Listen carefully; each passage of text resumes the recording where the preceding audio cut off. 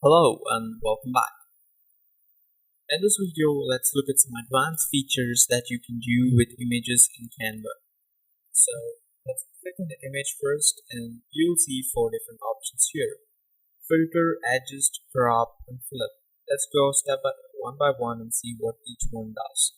So filter is just like your Instagram filter or your Snapchat filter, which basically adds a layer of something else to make the image better. So you have all these filters here: solar, Nordic, grayscale, streak, etc.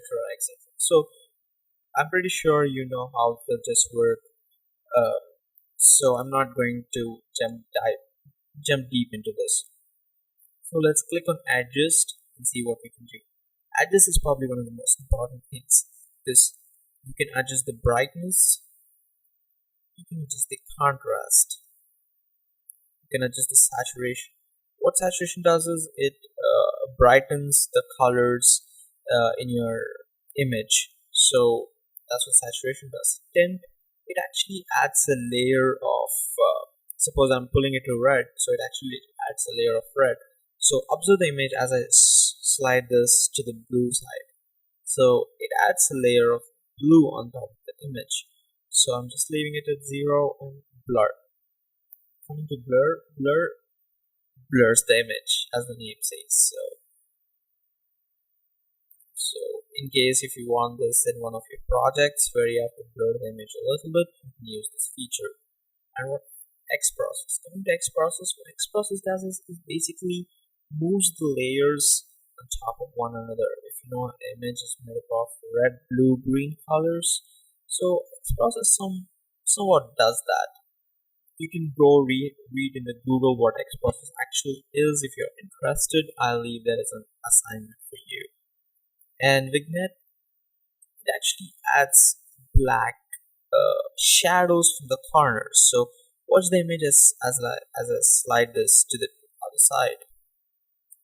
I hope you noticed it, or else I'll just reduce all this. There you go. So yeah, so that's what Vignette does. So you can copy this filter code. So with every change that you make here, the filter code changes. So you can copy this filter code and keep it with you if that is a standard that you always use. So you can copy this filter code and save it. And coming to crop. So what crop basically does is you can deselect the t-shirt. Say I don't want to select t-shirt anymore. So I want to select a book next to it. So I can go ahead, slide it, select the image, drag and drop. Simple as that. So this looks good.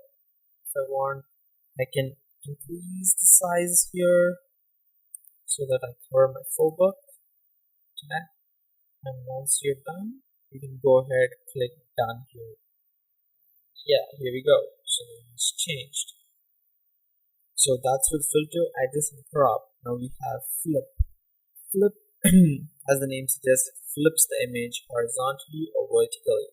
So it flips for 180 degrees. So if I click on flip horizontal, the image, you would see a mirror image basically.